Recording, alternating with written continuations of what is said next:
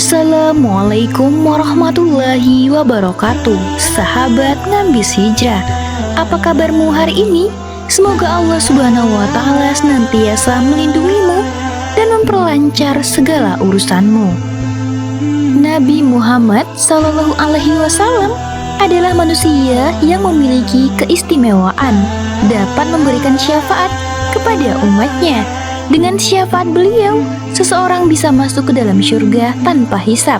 Bahkan Rasulullah SAW bisa membebaskan seseorang dari neraka berkat syafaatnya tersebut.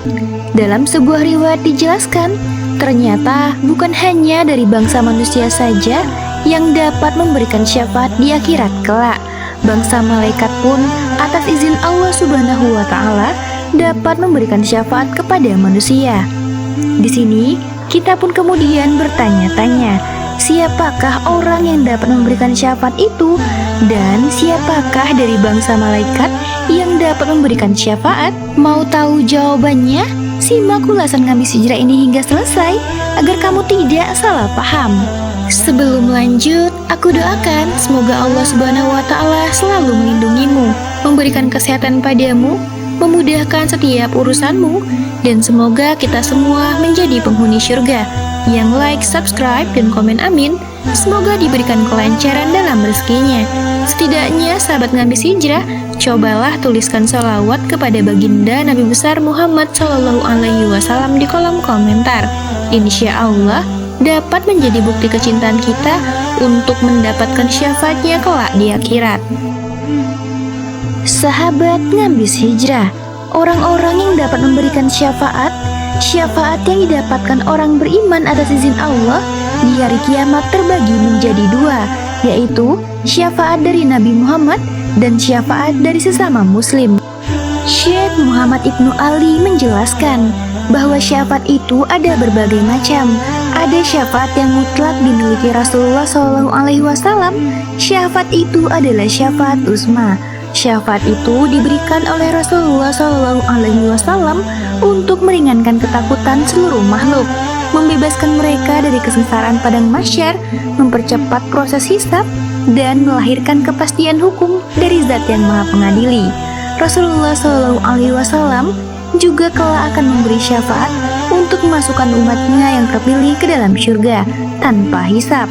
Hal ini sebagaimana Rasulullah SAW bersabda, rombongan pertama umatku yang masuk surga adalah 70.000 orang.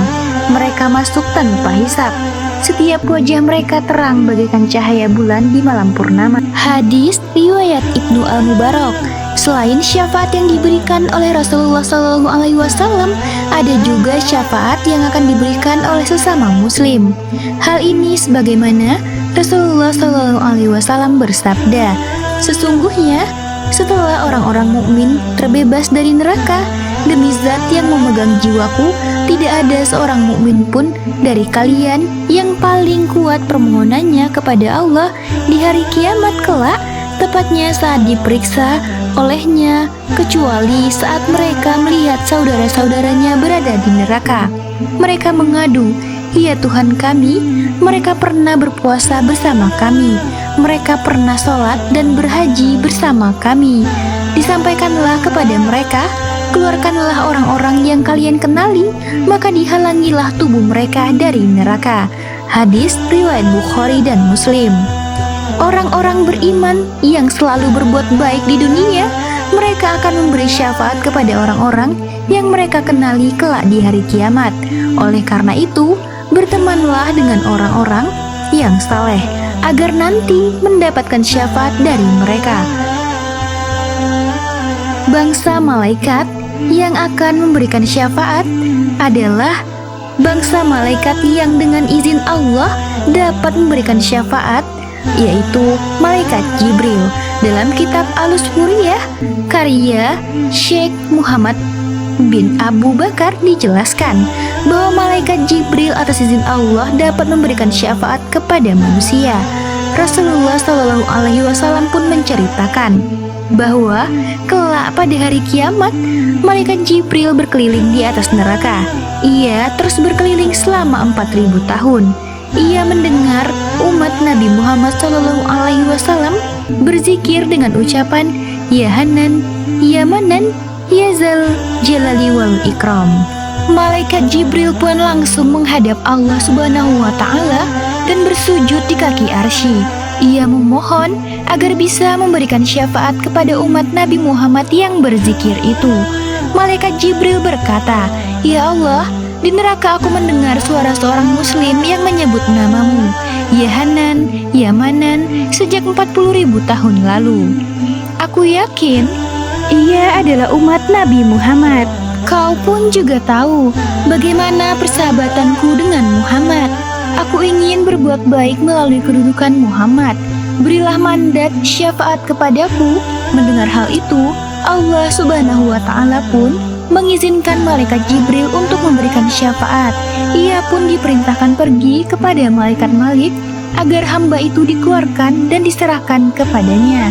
Malaikat Jibril pun segera menemui malaikat Malik dan menyampaikan perintah Allah Subhanahu wa Ta'ala tersebut.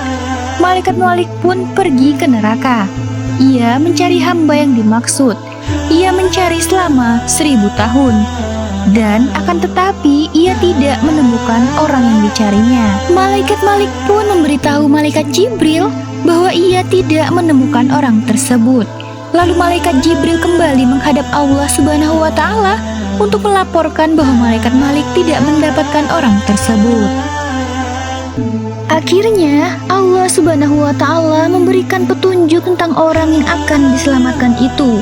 Malaikat Jibril pun bergegas menemui malaikat Malik dan memberitahu petunjuk yang ia dapatkan dari Allah Subhanahu wa Ta'ala.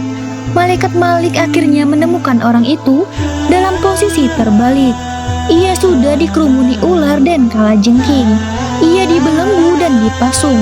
Kondisinya sudah sangat gosong seperti arah. Malaikat Malik lalu menggerakkan tubuhnya sehingga ular dan kalajengking itu berjatuhan. Kemudian orang itu ditarik dan terlepaslah pasungnya.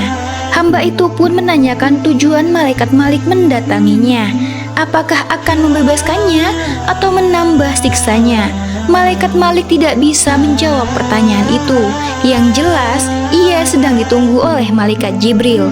Ia diserahkan kepada malaikat Jibril dan dibawa ke kaki arsy. Sesampainya di sana, Allah Subhanahu wa Ta'ala lalu melemparkan pertanyaan kepada hamba itu. Wahai hambaku, bukankah kalamku ada di hadapanmu? Bukankah aku telah mengutus Rasul kepadamu? Bukankah Rasulku telah memerintahkan kebaikan dan mencegah kemungkaran? Hamba itu pun menjawab, benar wahai Tuhanku, tetapi memang aku telah berlaku aniaya terhadap diriku sendiri. Aku mengakui dosaku, oleh karenanya ampunilah aku dengan hak munajat yang kubaca selama 40.000 tahun, agar kau mengampuniku. Hamba tersebut pun diampuni Allah Subhanahu wa Ta'ala dan dibebaskan dari api neraka.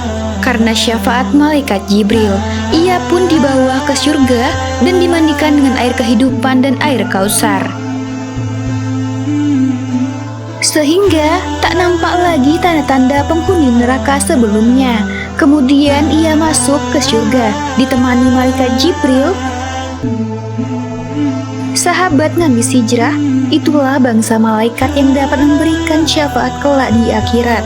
Ternyata ia adalah malaikat Jibril yang memberi syafaat kepada umat Nabi Muhammad alaihissalam.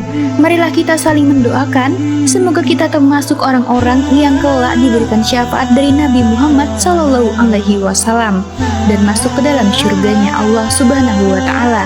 Amin. Amin ya rabbal alamin. Wallahu a'lam bishawab. Sahabat Nangis Hijrah, sekianlah penjelasannya. Jika terdapat kesalahan dalam penyampaian ini, saya mohon maaf, dan itu merupakan kesalahan dari saya sendiri. Jika ada benarnya, itu adalah dari Allah Subhanahu wa Ta'ala yang maha sempurna. Semoga bermanfaat. Wassalamualaikum warahmatullahi wabarakatuh.